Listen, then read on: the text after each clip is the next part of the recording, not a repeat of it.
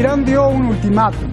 Irán dio un ultimátum a las potencias del mundo. 60 días para que detengan a Estados Unidos y sus sanciones.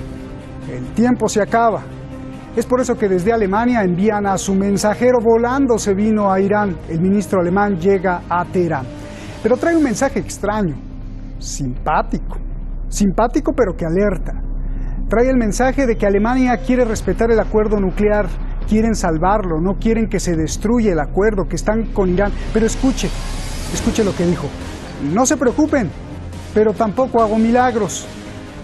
Entonces, señor ministro, ¿nos preocupamos o no nos preocupamos? Irán cuenta el reloj y ve usted la severa advertencia que le envía a Donald Trump. Estados Unidos debe tener muchísimo cuidado, eso lo digo yo, después de escuchar a Irán. Soy Roberto de la Madrid. ¿Y se abre un nuevo frente? ¿Alemania está con Irán o es un truco? Vea usted detrás de la razón. Comenzamos.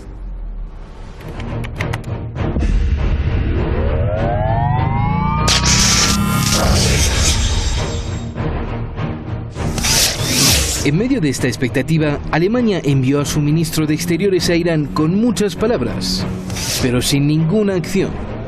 Dabei ist die Haltung Deutschlands, aber auch im Rahmen der E3, also der französischen und der britischen Freunde, ganz klar. Wir stehen zum JCPOA und wir wollen unsere Verpflichtungen aus dem... El punto es que no han hecho nada.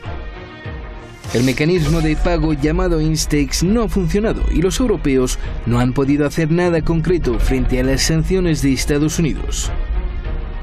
Dabei werden wir keine Wunder bewirken, doch wir bemühen uns nach Kräften alles zu tun, um ein Scheitern abzuwenden, etwa indem wir zurzeit sehr intensiv an der Operationalisierung des Zahlungsinstrumentes Instex arbeiten, innerhalb der E3, aber auch darüber hinaus in der Europäischen Union, und dabei geht es auch voran. Y mientras no cumplen, le exigen además a Irán cumplir.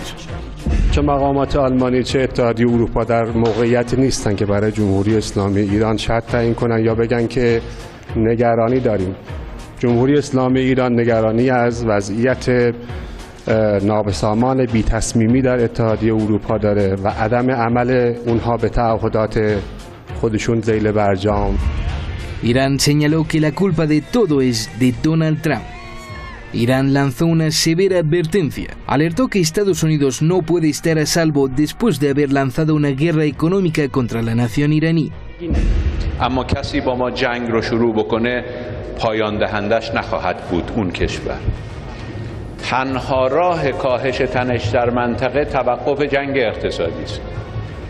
نمیشه توقع داشت که جنگ اقتصادی علیه مردم عادی ایران در جریان باشه و کسانی که از این جنگ حمایت میکنند و یا کسانی که این جنگ رو راه انداختند در امان باشند. En medio de toda esta tensión, Irán ha estado demostrando su poderío defensivo. Revela su nuevo sistema de defensa aérea, una técnica antimisiles de fabricación nacional.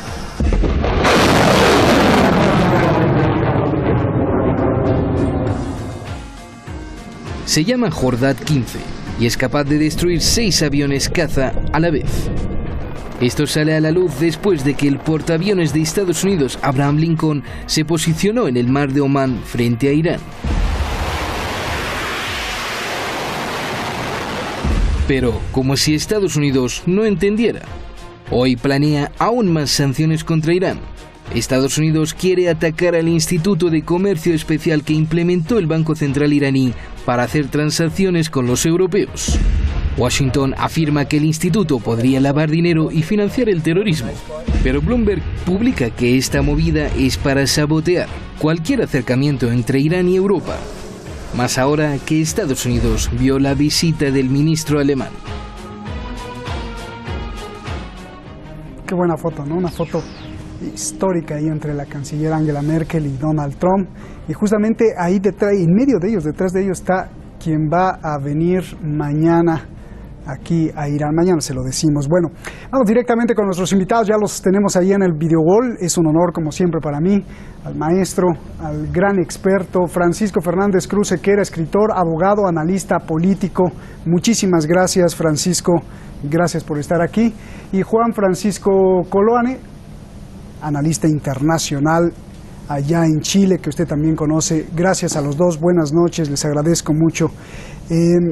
Juan Francisco, comienzo contigo. ¿A qué realmente, y esto antes de hablar de la severa advertencia que hizo Irán a Estados Unidos, quiero empezar con la visita del ministro de Alemania, que creo que ahí está la clave. ¿A qué realmente vino a Irán el ministro de Exteriores de Alemania? ¿Qué es detrás de todo esto, por favor, Juan Francisco? Pienso que es para disuadir o comenzar un proceso de disminución de la tensión. Pienso que él representa no solamente a Alemania, representa de alguna manera la política exterior de lo que va quedando de Europa, es decir, dependiendo de lo que vaya a suceder con el Brexit. Sin embargo, independientemente del Brexit, Europa tiene una opinión muy clara, particularmente el Reino Unido ya lo dijo, en la época de May, ¿no?, de Theresa May, y también el presidente Macron en Francia y Alemania, de continuar con el acuerdo nuclear, con el tratado nuclear, en primer lugar. En segundo lugar, las sanciones.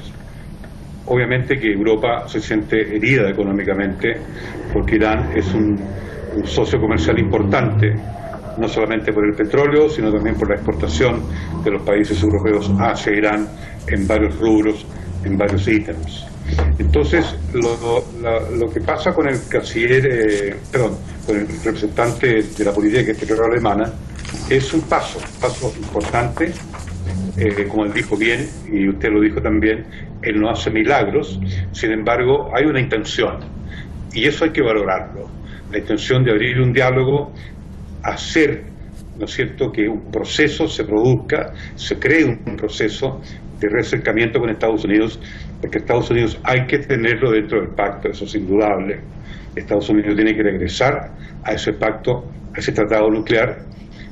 También tiene que no solamente suavizar, definitivamente acabar con las sanciones. Bien. Ojo, este tema de las sanciones de Estados Unidos económicas a los países, Estados Unidos puede ser acusado a una Corte Penal Internacional, a la Haya más concretamente, por estar golpeando las economías de los países con estos bloqueos, como es el caso de Venezuela, y provocar muertes directas.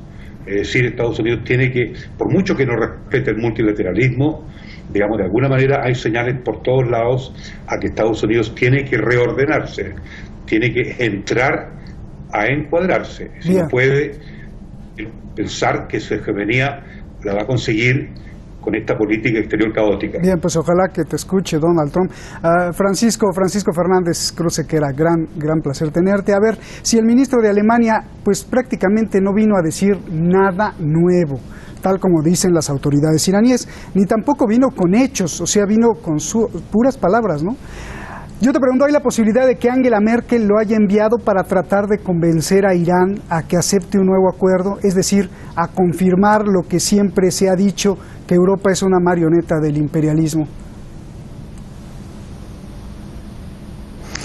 Lo primero, enviarte un saludo a ti, a mi contertulio, Juan, y a la audiencia. Y lo siguiente, si me permites un instante, quisiera abrir un poquito el objetivo sobre esta cuestión. En este momento, la visita del ministro alemán obedece al miedo que siente Europa hacia el problema que se le viene con Irán para su seguridad. Irán supone en este momento una parte de la solución de tres problemas europeos graves, como son el terrorismo, el narcotráfico y la inmigración. No nos olvidemos que después de que los norteamericanos descubrieran que invadir implica gobernar, y lo descubrieron en Irak y en Afganistán, el principal tapón para la heroína que los norteamericanos han permitido que se siga cultivando para facilitar la supervivencia de los agricultores afganos ha sido Irán. Irán ha formado parte de la solución en la cuestión siria al evitar que siguiera aumentando los flujos migratorios hacia una Unión Europea que se descompone que estaban promovidos por Estados Unidos. Y además, la cuestión del terrorismo, Irán ha participado de forma activa en la lucha contra Al-Qaeda en Yemen, por ejemplo, por parte de los chiitas hutíes y también por parte de las fuerzas iraníes en Siria contra el Estado Islámico. Por lo tanto, en este momento el papel que juega Irán para Europa, más allá de la cuestión económica, porque las sanciones lo que han puesto de manifiesto es la profunda crisis que existe entre los intereses europeos y los norteamericanos.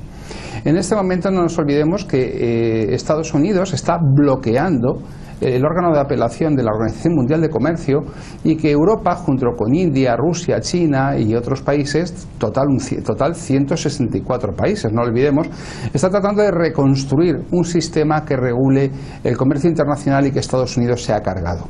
Por lo tanto, cuando el ministro alemán se persona en Teherán para decir, miren ustedes, no hemos conseguido implementar un sistema eficaz para poder ejercer nuestra soberanía y prescindir del sistema SWIFT controlado por Estados Unidos, lo que está es plasmando dos cosas: la crisis interna de la Unión Europea, la discrepancia de Estados Unidos con todos sus antiguos aliados. Eso significa unos Estados Unidos mucho más débiles y también una realidad nueva, y es que el mundo está girando en una dirección distinta al hegemón norteamericano. Bien. Juan Francisco, si quieres hacer una réplica, pues bienvenida. Y si no, yo te pregunto, a ver, al ver que Europa pues no ha podido hacer nada para rescatar el acuerdo nuclear con Irán, no ha podido frenar las sanciones de Donald Trump, pues uno se pregunta, y digo no ha podido porque desde el año pasado Europa lo prometió, dijo Irán, no te preocupes, vamos a implementar el famoso INSTEX, pero pues hasta ahora no lo ha implementado. La primera pregunta es, si no lo puede incrementar en todo este tiempo, en 20 días, ¿tú crees que lo podrá incrementar, que son casi los que faltan para que se acabe el ultimátum? Y segundo, no ha implementado o no ha podido frenar las sanciones de Donald Trump porque Europa no puede, porque no quiere o porque le tiene miedo, pero sí puede. ¿Por qué, Juan Francisco? Qué bueno, no puede, no quiere, ni sabe cómo. Yo creo que ni sabe cómo poder hacerlo. En el fondo, más allá de un tema de instrumentación y de herramienta, aquí hay que agregar más a lo que dice el colega, que hay una crisis en la alianza transatlántica muy evidente. En la alianza, lo digo en el sentido geopolítico y macropolítico, digamos, hay una crisis que deriva de la ascendencia y del advenimiento de Trump al poder de la presidencia. Además que la política de Estados Unidos está muy distorsionada, porque es una política exterior que recibe órdenes de las transnacionales, es decir, una política altamente fragmentada. No es que haya sido diferente antes, la de Europa tampoco diferente, es decir, la política exterior europea de cada país individual también es una política exterior que responde a los intereses de las transnacionales. Entonces, el elemento, el factor de la compañía transnacional, ¿no es cierto?, que está en todas las facetas de las relaciones económicas hoy día, están las transnacionales presentes. Eso complica una política de Estado o una política exterior de Estado probablemente tal. Y eso no se le dice al público. En cambio, Rusia, China, India e Irán son países que tienen políticas de Estado, no tienen la interferencia de las transnacionales. Ni siquiera Gazprom en Rusia le hace una interferencia a la política de Estado que maneja el presidente Putin. En China lo mismo, porque son transnacionales bastante individualizadas y muy únicas, no son múltiples, no son varias. En el caso de Estados Unidos, en el caso de Europa, las transnacionales tienen competencias internas entre sí y eso dificulta que haya una política de Estado, ¿no es cierto?, común, uniforme. Más allá de que a Estados Unidos le interesa profundizar en su hegemonía. Ahora, no nos olvidemos la influencia del lobby de Israel respecto a seguir fustigando a Irán. Eso lo he repetido muchas veces en tu programa. Disculpa que te tutee. No, por favor, es que así nos llevamos todos, somos igualitos, por eso nos tuteamos. Oye, Juan Francisco, pero ya con lo que dices, pues ya acabaste de sepultar el acuerdo nuclear, ¿no? O sea, porque por mucho que quieran los gobiernos europeos respetarlo, pues las compañías, las empresas privadas, las financieras, los bancos privados, pues echan a correr, ¿no? Porque le tienen miedo a Trump. Hay una distorsión en el manejo de la política exterior, porque se conduce en forma fragmentada por la presión. Los estados hoy día, como Estados Unidos, la Comunidad Europea, el Estado chileno también, y le puede suceder al Estado mexicano, tienen presiones de los grupos de interés. Y eso hoy día, yo me doy cuenta cuando enseño ciencia política y enseño relaciones internacionales, tengo la obligación de decir a los estudiantes que hay un factor muy importante de las transnacionales que alteran y distorsionan la política exterior de los países, que es la llamada convencional política de Estado exterior, que Chile se da la gloria de tenerla. Eso ya se terminó. Aquí no existen políticas de Estado en términos de política exterior de Estado. Aquí son poderes económicos e intereses de otro tipo también, no solamente económicos, valóricos, culturales, religiosos. Por ejemplo, el lobby de Israel en Estados Unidos va más allá de las transnacionales. Es una influencia dentro de la política exterior de Estados Unidos y de Gran Bretaña y de Francia, España menos, en el sentido de la existencia del Estado de Israel. Eso distorsiona. Entonces esto complejiza aún más, pero no digo que esté difunto el tratado, porque como dice el colega, es la seguridad de Europa, es la paz de Europa, e Irán es intrínsecamente, como Turquía lo es, un elemento, yo diría, constitutivo de la paz europea, por la vecindad y por la historia. Entonces Estados Unidos eso tiene que entenderlo, y parece que no lo entiende bien, respecto a Irán en particular.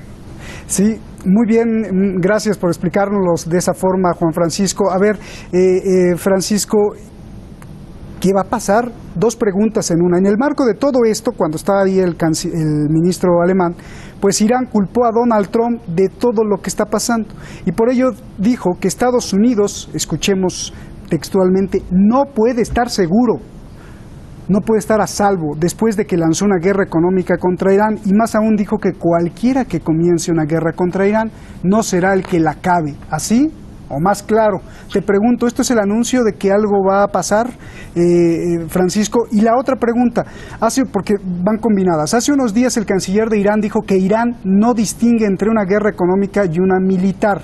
Es lo mismo, dijo, es un acto de guerra. Hoy el canciller de Irán, en la visita del ministro alemán, dijo además que esa guerra la va a detener Irán. Pregunta, ¿cómo Irán detendrá la guerra económica de Estados Unidos? Por favor, esas dos preguntas, Francisco. Bueno, son dos preguntas, pero en realidad son muchas más preguntas. A mí me gustaría dirigir en breves pinceladas la atención de la audiencia hacia varias cuestiones. La primera, ¿alguien se ha preguntado en Washington cómo se termina una guerra contra Rusia, contra China, contra Irán? Porque empezarla probablemente sepan, pero terminarla también, pensemos. En este momento, tanto Rusia como China como Irán tienen fortalezas y debilidades. ¿Cuál es su debilidad? Probablemente la diversidad étnica, cosa que en Estados Unidos no se produce. ¿Puede permitirse un régimen como el chino, o como el ruso, o como el iraní, perder una guerra con Estados Unidos? ¿Puede llegar a una solución acordada? ¿O eso abriría una crisis dentro de esos regímenes que probablemente llevaría a que las personas que en este momento desempeñan ese poder y que tienen un carácter de moderado con relación a sus extremos, Putin, Xi Jinping, Rouhani, perdieran el poder?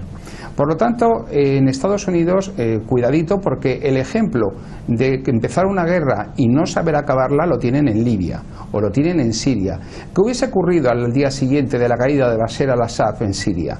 Hubiesen encontrado con un régimen de tipo islámico, sunita, con una capacidad de generar una guerra brutal. Eso por un lado. Por otro lado, Europa. ¿Qué es Europa? Europa es un continente que se está descomponiendo hacia un nuevo estado de edad media.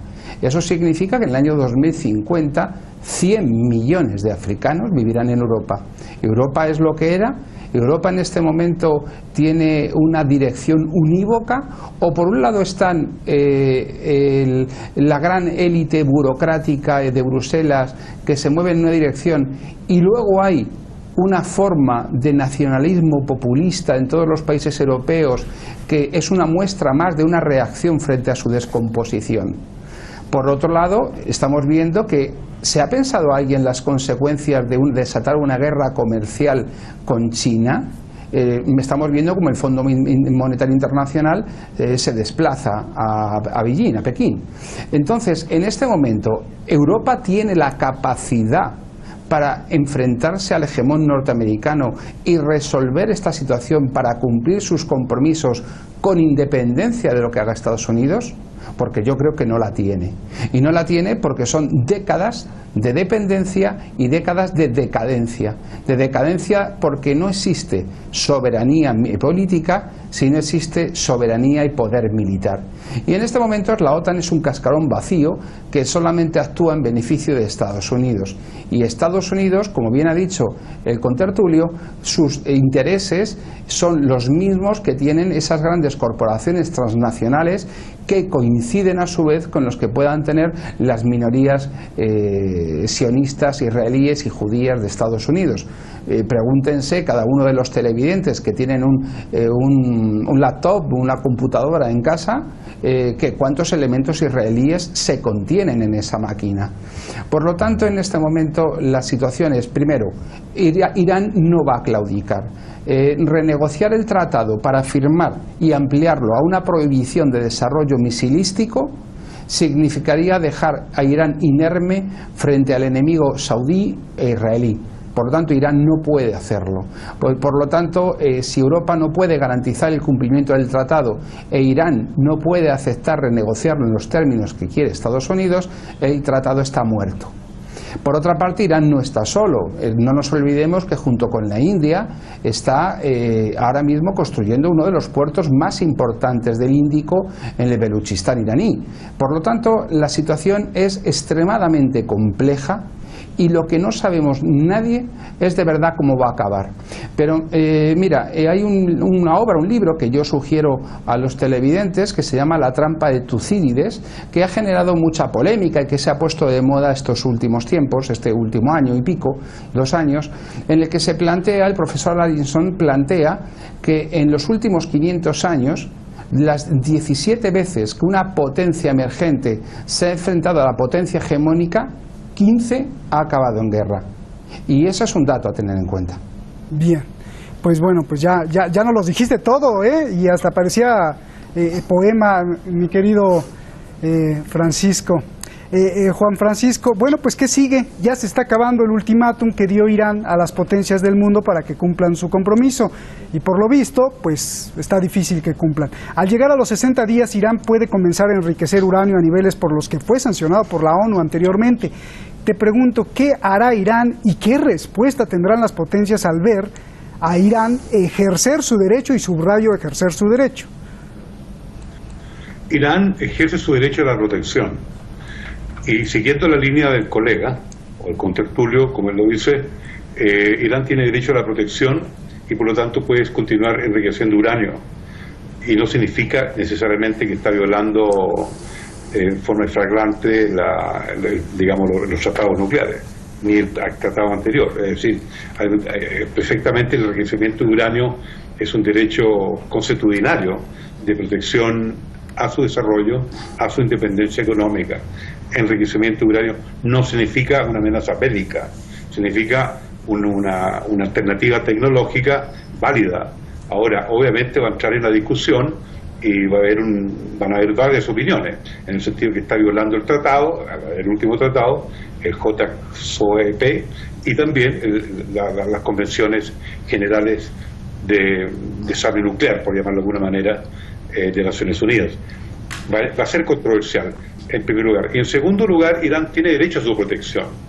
Bien. Es decir, toda esta andanada agresiva de Estados Unidos, que tiene por objetivo desestabilizar el gobierno en Irán, porque no hay que pensar de otra manera. Es decir, cuando Europa, y el contertulio dice, tiene la preocupación de Irán en general y tiene las manos amarradas, hay una mutua dependencia entre Estados Unidos y Europa, o la Comunidad Europea, por decir Europa, en el sentido de que ambos dependen de sus propios errores, de sus propias falencias y de sus propias equivocaciones en política exterior en construir un enemigo. Bien. Europa no quiere construir un enemigo en Irán. Bien, gracias Juan Francisco. Nos tenemos que ir. Si quieres 10 segunditos más porque tengo que cortarte, Juan Francisco. No, para decir que esto se va a solucionar respecto al ultimátum.